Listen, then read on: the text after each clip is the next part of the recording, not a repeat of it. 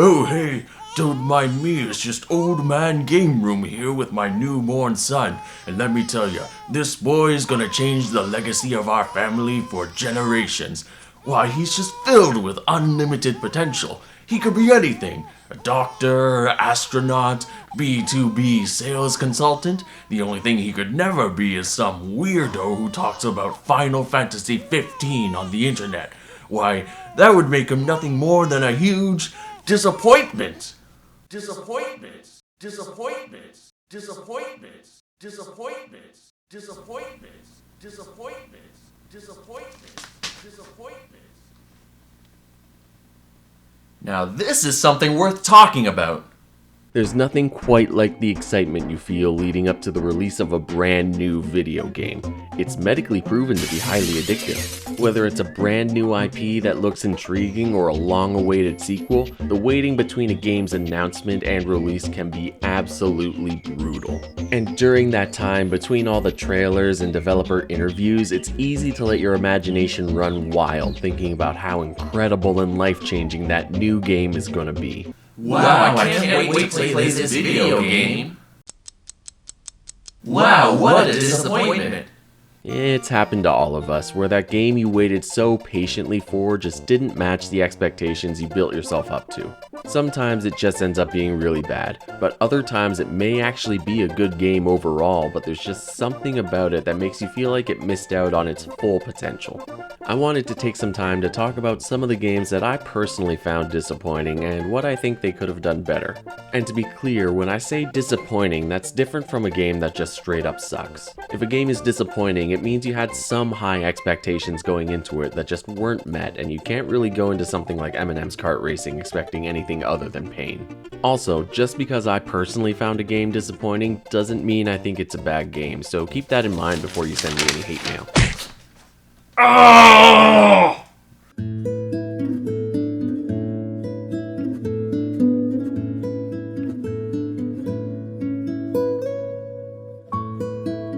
Final Fantasy XV had a lot riding on it, with development starting all the way back in 2006 and being announced in 2007 as Final Fantasy Versus 13, a spin-off of the Final Fantasy XIII series. And then, 10 years, 2 sequels, 1 MMO, 1 other 13 spin-off, 1 MMO shutdown, 1 MMO relaunch, 1 platform change, 1 engine change, 1 rebrand, and 1 puberty later, Final Fantasy XV released in 2016 for the PS4 and Xbox One. Yeah, development of this game lasted longer than most marriages, so the finished game must have been astronomically good. Where's the rest of it? Development on Versus 13 was troubled to say the least. Reportedly, even as far back as 2007, there was talk of shifting it from spin-off to main series due to the increasing scale. Yet despite that, Square Enix still publicly acted like a game called Final Fantasy Versus 13 was definitely going to release for the PS3, and when rumors about its cancellation started to swirl in 2012, then company president Yoichi Wada took to Twitter to publicly laugh in the faces of anyone who believed them. Less than a year later, at E3 2013, they announced that Versus 13 was dead and Final Fantasy XV was rising from its ashes.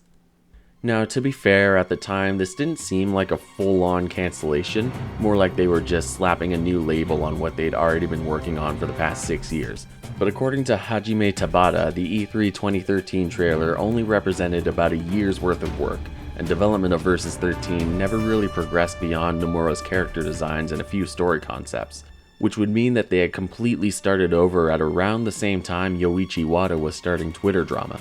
But regardless of how much had already been done, switching from the crusty old PS3 to the PS4 and Xbox One meant switching engines, and that meant scrapping most of the work they'd already done anyway. And upgrading Versus to a main series title meant that a lot of the darker, edgier aspects had to be toned down to hit that squeaky clean T rating. It also meant that the thing had to release eventually, which is why Hajime Tabata joined Tetsuya Nomura as a quote-unquote co-director, which was code for, "It's been 6 years, make sure Nomura finishes this fucking game already." Despite having a portfolio that includes some of the most legendary character designs of the last few decades, it's clear that Nomura's management skills fall a fair bit behind his artistic ability, and he needed another voice in charge to rein in his ever-expanding vision. But with Tabata on board to focus the team, it only took another 4 years or so to finish Final Fantasy XV. Kind of. Playing through 15 makes a lot more sense with the knowledge that it had 2 different people leading development. The main problem is that it seems unsure if it wants to be a fully open world game or a linear story. Early on, they drop you into these huge open world sections with tons to explore and all these side quests to do, and then they bounce you back and forth between that and these railroaded linear sections to force the plot to move forward. This problem only gets worse as the game progresses, with the open sections getting smaller and smaller until you hit about the halfway point, where the open world gets left behind and the rest of the game plays out as a series of linear dungeons, culminating in Chapter 13, which was so infamously boring that they released a patch that would let you skip it. The actual gameplay underneath the rushed story is really great though, and if Nomura was actually able to execute his full vision, it could have been something amazing. But considering after 6 years all he had to show on Versus was a few CG trailers, I find it unlikely we'd have ever seen a release if Tabata didn't come in and clean it up. I kinda think this could have been better if they weren't so married to the open world format. The pacing of 15's story is so deeply at odds with the open world genre, and they clearly struggled to build this huge world while also including all of the content they wanted. There was a bit of a trend of bigger is better during the PS4 and Xbox One generation, so I understand why they wanted an open world, but I think some smaller, semi-open zones that you move through during the story would have made more sense and possibly been a little easier to manage. That's similar to what we ended up getting in Final Fantasy XVI anyway, and while opinions are divided there as well, at the very least it's a more complete game. I still like 15, and as time has passed, a lot of people have come around on it, but at launch it was tough for it to shake off the expectations that the Versus 13 trailers set for it.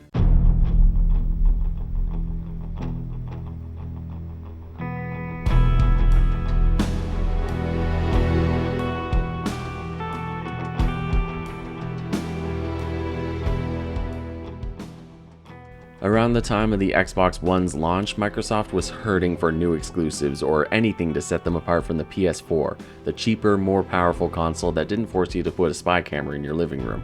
So they must have jumped at the chance to secure an exclusivity deal once they found out that former director of the Metroid Prime series, Mark Pacini, was working on a new game alongside Mega Man creator Keiji Inafune and Halo writer Joseph Staten.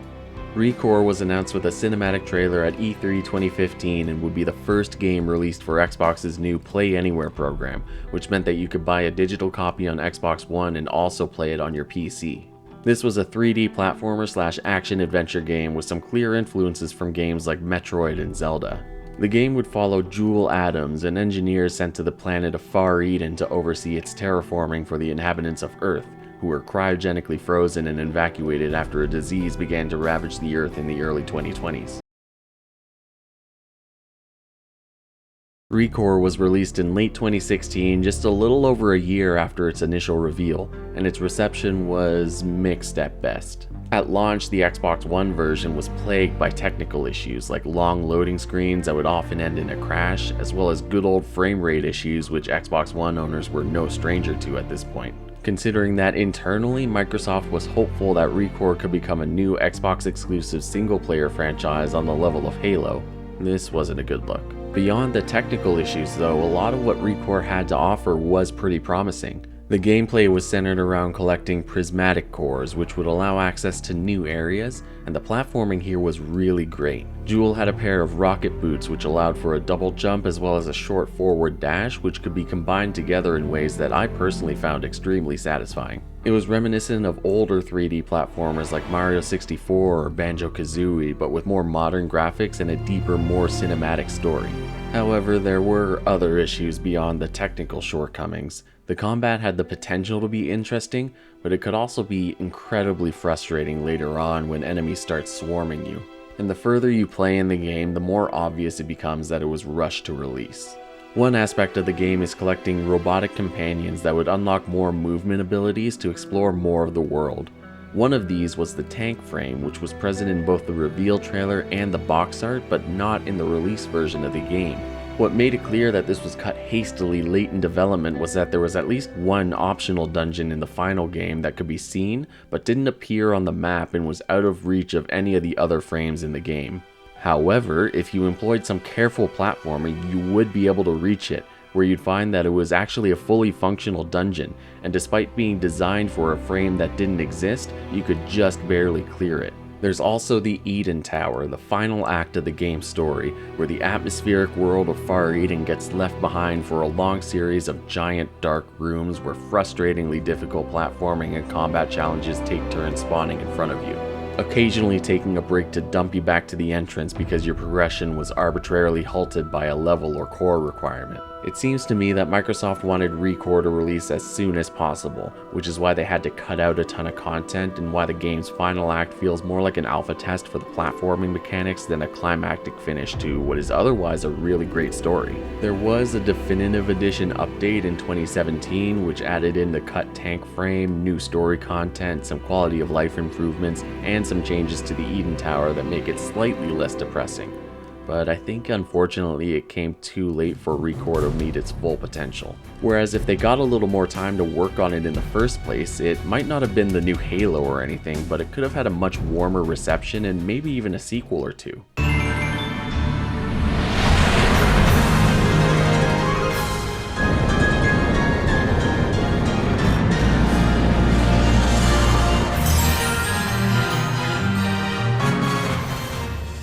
The Switch era of Pokemon has been particularly divisive, and you can almost put any Pokemon game released for the Switch on this list, but I think Scarlet and Violet are a prime example of all the frustrations fans have with the series. From 2016 to 2023, Game Freak released at least one new Pokemon game or major DLC every single year, and that kind of output comes at a cost.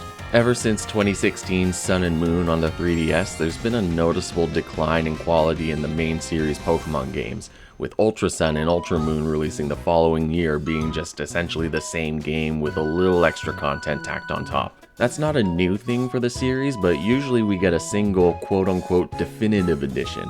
Gen 5 mixed up that formula by releasing an actual sequel with its own unique story, and Gen 6 mixed it up by doing nothing and releasing Tembo the Badass Elephant instead. But Ultra Sun and Moon were just your bog standard third version, the exact same plot, same areas, and just a little bit more endgame content. Except now there were two of them.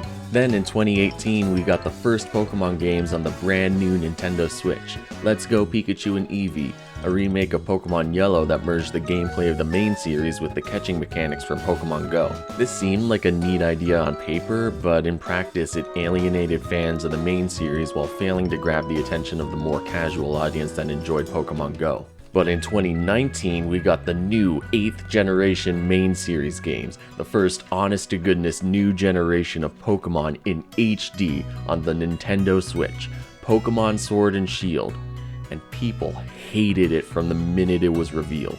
When people saw the blurry, low-res textures on the first HD generation of Pokemon, knowing that the Switch was capable of running games like Breath of the Wild, they were pissed. And then they found out that Mega Evolutions and Z moves were removed and only about half of the 800 or so Pokemon that existed at the time would be included in the game. You couldn't even transfer them up from old games. Game Freak's excuse for this was that it would take too much work to update every single Pokemon's animations and textures for the new engine, which might have worked if anyone believed that they updated any of them in the first place. Most of the Pokemon's models looked like they were ripped directly from the 3DS games. This was when the corner of the fanbase that liked to loudly voice their discontent with the series started to gain a lot more ground, especially after the game came out and on top of everything else, was mostly just a by-the-numbers Pokemon game like we've seen half a dozen times. The two DLCs that came out in 2020 helped to improve the endgame experience a little bit, but it wasn't enough to shift the perception of Sword and Shield to anything close to positive. Then in 2021, we got an announcement of two new games, remakes of Gen 4 which fans had wanted for ages coming out in November 2021, and a brand new spin-off, Legends Arceus, coming out just 2 months later in January 2022. Reactions to the Brilliant Diamond and Shining Pearl trailers weren't met with as much visceral hatred as Sword and Shield, though reactions to the chibi art style were somewhat mixed. However, once the game came out, it was clear that this was basically just a one-to-one remake of Diamond and Pearl, to the point where much of the original code was straight up reused, and glitches from the original games that were patched in Pokemon Platinum in 2008 came back in the remakes. Previous remakes had at least added some new endgame content, so this was pretty disappointing, but after a couple months, Legends Arceus provided a bit of a breath of fresh air. Graphically, Legends Arceus was, to put it kindly, aggressively unimpressive. But quite a few fans were able to forgive that, since this time we actually got some innovation on the gameplay front. The new semi-open world with Pokemon actually wandering around instead of just spawning out of tall grass like they did in Sword and Shield was refreshing, and the heavier focus on telling a worthwhile story was appreciated. Then, just a month after Legends Arceus released, we got an announcement of another new generation of Pokemon, coming out that same year. If you found that surprising, imagine working at Game Freak and finding out that you only had 9 more months to finish the game. Pokemon Scarlet and Violet came out in November 2022 and were the first true open world Pokemon games. And they ran like ass. You could go anywhere in the brand new Paldea region, challenge the gyms in any order you want. But they ran like ass. This was exactly what the fans wanted. No more linear routes, no more fixed camera angles, just a big world full of Pokemon to explore to your heart's content. But they ran like, yeah, you get it. The list of glitches in Gen 9 is longer than Junichi Masuda's Wikipedia page. Scarlet and Violet are absolutely plagued by just about every technical issue you could think of. Poor frame rates, glitches, crashes, bad breath, you name it. The state this game launched in was completely unacceptable, and it really hasn't got any better. Most of the major game-breaking glitches have been fixed, but there are still all kinds of minor visual glitches, and of course performance on the Switch 1 version is still abysmal. While the game did get an upgrade on the Switch 2 that resolves a lot of the performance issues, that's not much of a consolation when it's 4 years old and on a significantly more powerful console than the one it was designed for. That's like calling your 3rd grade teacher when you're in your 30s to tell her you finally figured out long division. I mean, I think she should at least give me a B+. On top of all the performance issues, I personally take issue with some of the design choices, considering this is supposed to be an open world game. Sure, technically you can go wherever you want without any arbitrary roadblocks like in previous games, but if you do, you'll likely find yourself wandering into Pokemon with much higher levels than you're prepared for. And while the gyms in the game can technically be challenged in any order, the gym leader teams are very clearly balanced around a specific intended order. Yes, you can make the long trek to Glaciado Gym as soon as you start the game if you want, but I hope you're prepared to take on a level 48 Altaria if you do. Or conversely, you can do what I legitimately did during my first playthrough, where you accidentally overlook the quote-unquote first gym and you come back to steamroll it with your level 50 Elite Four ready team.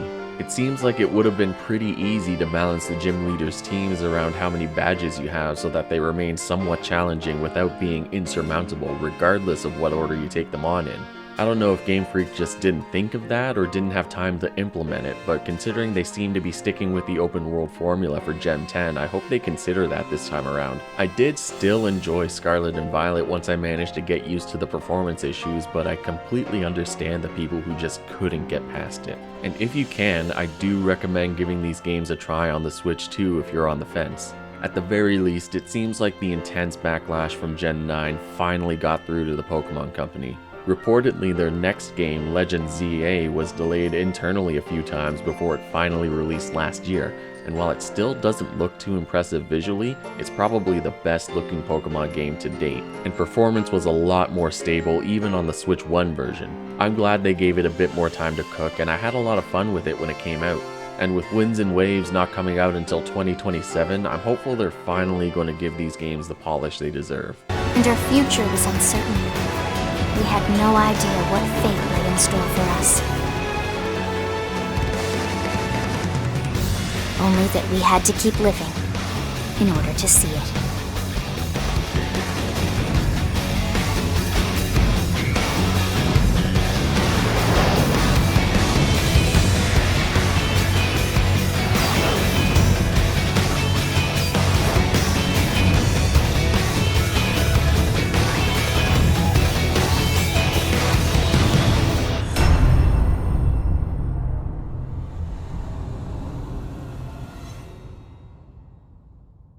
Yeah, this one might ruffle some feathers. For the longest time, Xenoblade Chronicles X was the last good reason to own a Wii U, and then it finally got re-released on the Switch last year, so it's time for this fucking thing to start paying rent. This is a sequel slash spin-off to Xenoblade Chronicles on the Wii, and compared to the original has more of a sci-fi vibe, with the story following the last remnants of humanity as they escape the destruction of Earth by an alien species to a new planet called Mira. Gameplay involves surveying the landscape and wildlife of Mira, both on foot and in giant robot exosuits, and fighting against the alien forces while unraveling the mystery of why they have such a hate boner for humans in the first place. General reception of Xenoblade Chronicles X has been highly positive among fans, critics, and most human beings who aren't a part of the I found Xenoblade Chronicles X mildly disappointing club. Nobody ever shows up to these things. Now I already hear you asking, hey Connor, why don't you like Xenoblade Chronicles X? Is it because you're stupid? Or a bastard? Or a stupid bastard? First of all, calm down. Second, I do like Xenoblade Chronicles X. There's just... It didn't have to be like this. a few... What? They've seen us! little issues This can't be good. I This can't be good. have. It didn't have to be like this. The map of Xenoblade Chronicles X is huge, which is why I'm a little confused about why they chose to place so many extremely high-level enemies all over the starting area. Maybe this was an intentional design choice to help make Mira feel like an untamed, treacherous landscape, and I see some logic in that. But on the other hand, it gets a little frustrating when you're just trying to make it to your next objective and you get one shot and blasted back to the last checkpoint on the other side of the map. Especially at the beginning of the game when traveling on foot is your only option. Speaking of which... Where's my robot? Where's my robot? Where's my robot? Where's my robot? One of the best features in this game is the ability to fly all over the open world in these giant mech suits called skells. But if you only played for 19 hours, you'd never know that since it takes roughly 20 hours before you even get a chance to pilot one. Until then, your only way around the world is walking, which gets pretty frustrating when your objective is at the top of a sheer cliff, and the only way up is to walk past all the level 50 plus optional bosses that are just hanging out in the middle of the road. And when you finally do get a chance to get your Skell license, you do it by completing a series of unrelated side quests in which you at no point learn anything about piloting a Skell. It'd be like the DMV clerk sending you to get their groceries before giving you your driver's license. The story in general is paced a bit weirdly. Each story mission gives a list of required side quests and a recommended level, which is basically a required level with how the game's combat is balanced, leaving you to just grind a bunch of side quests until you hit it. And there are a ton of side quests. I get that they probably wanted to push players towards some of the side content, since a lot of it is pretty well written, but in between the good writing is mostly just a bunch of fetch quests. Because of that, the main storyline of the game plays out in a series of multi-hour long grind sessions, occasionally interspersed with like 15 minutes of plot. It just gets exhausting. It's because of the pacing that I never really gave this game a fair shake until it came to the Switch, despite trying multiple times. And honestly, I think one simple change that would have helped it feel a lot better is just changing all the required side quests and affinity quests to be actual story quests. That way the main story would have a bit more of a straightforward through line, and if you get bored of it, you can fuck off and do some of the mountains of side quests. As it is, the main quest feels more like it's just a reward for finishing the big list of chores they give you, and changing those chores to story quest is really just a psychological trick, but hey, I'm dumb enough to fall for it. Also, I think a prologue or tutorial section where you actually get to pilot a Skell for a bit would be valuable to give you something to look forward to later once you unlock them. Xenoblade Chronicles 1 did something similar with the Monado, so I find it a bit strange that this game didn't. The Definitive Edition adds some quality of life features that make the grinding a little less painful, and now that I finally got a chance to finish it, I did enjoy it, but I still feel like there was a bit of wasted potential here. Well, go! Oh, that's easy!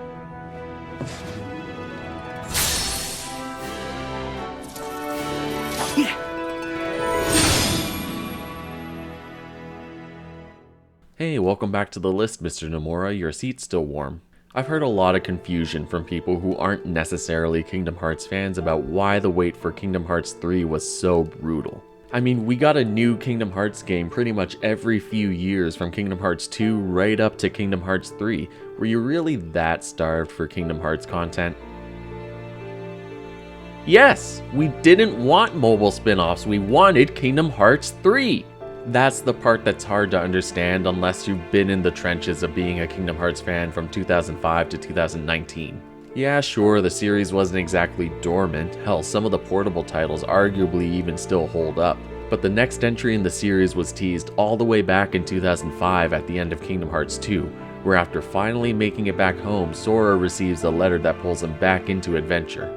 This was right around the time the PS3 was coming out, so we were all left to wonder what Kingdom Hearts would look like on the new HD console, what kind of grand adventure awaited us next. And then the next game we got was a puzzle game exclusively for Japanese mobile phones that had fuck all to do with fuck anything. There was a rumor going around at the time that Nomura was drunk when he came up with the idea for this game, but that isn't actually true. You do have to be drunk to play it though. Kingdom Hearts Coded was the first in a sort of trilogy of portable spin-offs that also included Kingdom Hearts 358 over 2 days on the DS and Kingdom Hearts Birth by Sleep on the PSP. Meaning if you wanted to experience the whole series, you needed to own a PlayStation 2, a Game Boy Advance, a Nintendo DS, a PSP, and be Japanese and own an NTT Docomo mobile phone. That wouldn't have been so bad if these were just spin-off games, but each game would feature important plot details that would eventually lead into Kingdom Hearts 3. So if you wanted to keep up with the increasingly convoluted story and you didn't own a utility belt's worth of portable consoles, you had to make do with watching all the cutscenes on YouTube. And then, in 2012, it was finally happening. We finally found out what was in that letter. Sora was being called upon to take the Mark of Mastery exam in a brand new game, Kingdom Hearts 3D. It's called 3D because it's on the 3DS. It stands for Dream Drop Distance. Isn't that fucking cute? Now, the gameplay of KH3D was actually really good. Out of all the portable games, it probably did the best job of capturing the gameplay style of the PS2 games while also hitting a similar level of visual fidelity. But fuck man, what is going on? Sleeping worlds, resurrected characters, time travel, retcons, Jeff Bridges is here, this is just too much. Kingdom Hearts has always had a bit of a reputation for being a little convoluted, but up until Dream Drop Distance, it wasn't really any worse than any other long-running anime or JRPG series. But then they started pulling strings in order to bring back fan-favorite characters, only to fail to do anything interesting with them. But after that, at E3 2013, we finally got an announcement that Kingdom Hearts 3, the real one this time, was in development. This announcement came at the same time that Versus 13 was rebranded to Final Fantasy 15. And expectations were set early on that there'd be a significant gap in between the two. And when news came out that KH3 had switched engines in 2014, we all started to get Versus 13 flashbacks. But unlike Versus 13, we saw a pretty steady stream of trailers throughout development, and it looked like the game was coming together quite nicely and might even make its 2018 launch window. It missed it by 1 month. Kingdom Hearts 3 released on January 25th, 2019 on the PS4 and Xbox One, and it was just fine. It had all the right ingredients that should have made it great. Flashy combat with even flashier boss fights, 10-year-old plot threads finally getting resolved, but it all felt a little bit hollow. This was the climactic end of the Dark Seeker saga, the final battle against the overarching villain of the last 8 or so games. So you'd expect it to feel somewhat cathartic. Instead, it felt like a significant amount of the game was purely dedicated to foreshadowing the next saga, to the point where you have to wonder, is that all this series is going to be? Just endless build up to a conclusion that never comes? Is Kingdom Hearts 4 also going to end with a cliffhanger? Are we going to have to wait another decade for Kingdom Hearts 5 to resolve it? How long is this shit going to go on for, Nomura-san? I'd like to explain how Kingdom Hearts 3 could have done better, but really I think its fate was sealed long before they even started making it.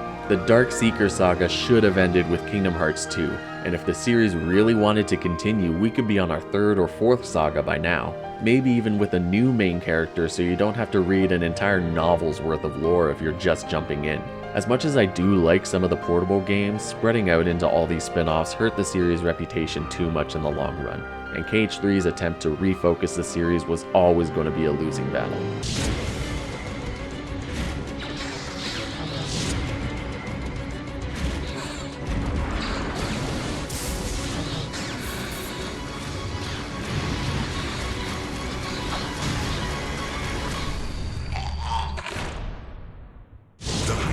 anticipated sequel to the 2003 Game of the Year, Star Wars Knights of the Old Republic 2, The Sith Lords.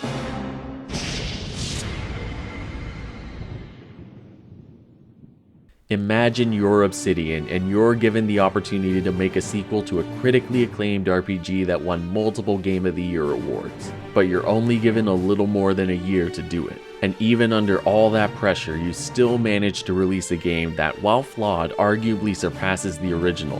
And you think, man, that was rough, I sure don't want to do that again.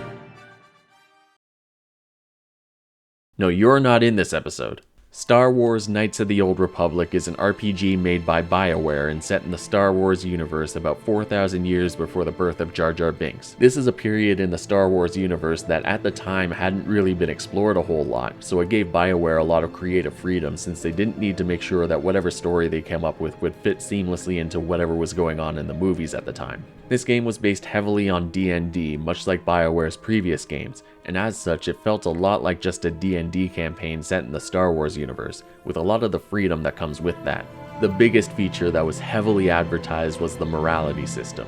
Basically, you could be a right evil bastard if you want, which could affect how the story played out. This kind of thing was fairly common in the PC RPG space, but not so much on console games, so with KOTOR coming out on both PC and Xbox, it exposed a lot more gamers to this type of dynamic storytelling. Though, looking back, a lot of the moral choices in KOTOR 1 are kind of basic. Usually in any situation, you have the option of behaving like a normal person or murdering someone for no reason. Hi there, how's it going?